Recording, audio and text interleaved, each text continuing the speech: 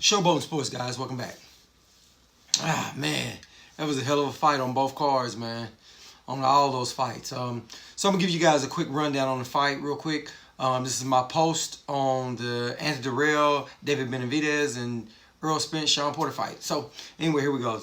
So the first one, Dirrell Benavidez, man, it was actually a pretty good fight. If you guys saw my prediction was that Anthony Dirrell would probably go 12 rounds. David Benavidez would probably want to bang through ring savviness. Anthony Dirrell would probably win in probably a split decision. That's what I thought. But the way the fight worked out is, man, Anthony Dirrell got stopped. When you guys get to check out the fight, man, I had Anthony Dirrell ahead on the scorecards all the way up until he got a cut. He got a cut, which made them stop the fight, which David Benavidez pulled away once Dirrell got the cut. But I want you guys to look at it, because when he came out in the first few rounds, I was like, look, man, he looks dry. Not body-wise dry, but his face. I didn't see any Vaseline, any of that stuff on his face, man. His face looked dry. And lo and behold, a damn cut. When you guys look at the fight, man, check that out and tell me what you thought. Because as soon as I saw it, I said, man, he looks dry in the face. And, I mean, not too long after I said that, David Benavidez landed a real good jab to the face and, bam, cut his eye wide open. So, you know, that forced him to go to the scorecards. And it seemed like as soon as he got that cut, he was too busy protecting that eye, trying to keep him off that eye. It was his right eye. And that jab opened it right up.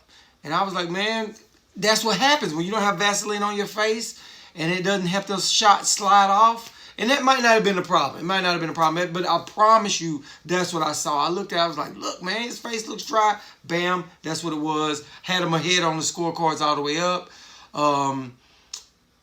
That was just it. Tough titty on that. So moving over to the Shawn Porter. So I was wrong on that one. So that was one I was wrong. So on the Shawn Porter-Errol Spence fight, my prediction was that Shawn Porter, if he came straight ahead by the 6th round, he'd be stopped. I was wrong on that as well. You know what I mean? But the only thing I was right about was that Errol Spence won the fight. That was it. Because I figured it wasn't going to be, I thought it was an 80-20 fight. The Earl would win the fight, which, right on that. But I was wrong on the stoppage. And I was wrong on that Errol Spence would kind of really, it wasn't going to be even a close fight. And Shawn Porter, their game plan was totally different. Let me tell you what it was that I heard Kenny say in the ring in his corner that I thought was unique. I've never heard it before. He told Shawn that if Errol Spence come at you, when he starts throwing those body shots, give him the body shots, go to the head. I was like, I've never heard that before. But their game plan was highly effective. First 2 rounds, it was kind of Shawn Porter was kind of staying on the outside, which I was like, well, is he going to try to box on the outside, do the same thing he did with Ugas? That's kind of what I thought. Next thing I know, Shawn Porter kicked in, and man, it was a hell of a fight. Shawn Porter took the fight to him. It was a wild fight. It almost looked like reminiscent of Keith Thurman, Shawn Porter, or Danny Garcia and Shawn Porter. The way Shawn Porter fights, man, you can try to box all you want, but when a person gets in on that inside, you're going to drop your head. You're going to kind of do a little bit of swinging, you know. Earl kept his punches as sharp as he could. Both those guys got winded a little bit. Earl got hit with a lot of good shots. Shawn Porter actually cut Errol Spence, but the cut that Errol Spence had was a little small cut up over the eye, and it did come up off a headbutt. Both those guys are swinging with their head down a little bit, and that's just one of the things that happens on a lot of fights. But, man, I got to say congratulations, Shawn Porter and him. I didn't think Shawn had it in him. I didn't think Shawn would take those body shots as long as he did. Earl caught Shawn with a hell of a hook. I mean, was it a hook? Anyway, yeah, it was a hook. Caught him right there. Was it a hook or a left? I think it was a left. Anyway, caught him right on the chin. Shawn went down, touched the canvas. When you look at the replay of that, Shawn's eyes rolled. It looks like Shawn was out on his feet. I don't know how that dude recovered, man. He recovered. His hands touched the mat. He got up. He recovered. I was like, wow.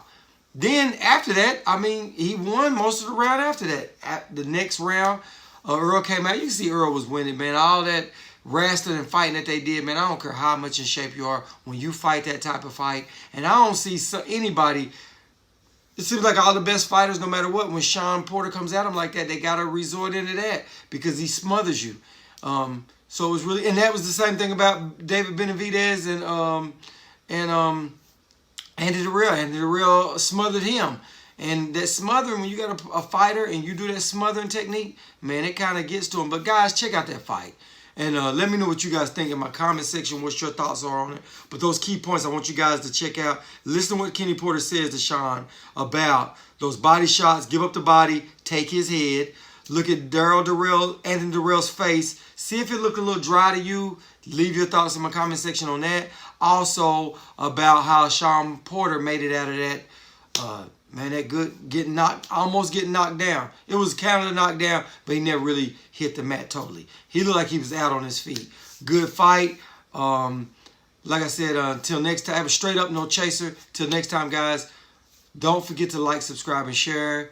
And I'll give you, as it breaks down a little bit, for the people that didn't get to see the fight, I want to kick this out real quick. And I'm going to do a little bit more. I'm going to watch the fight again and see other things I missed and do another little fight breakdown a little bit later. So until next time, guys, I'm out.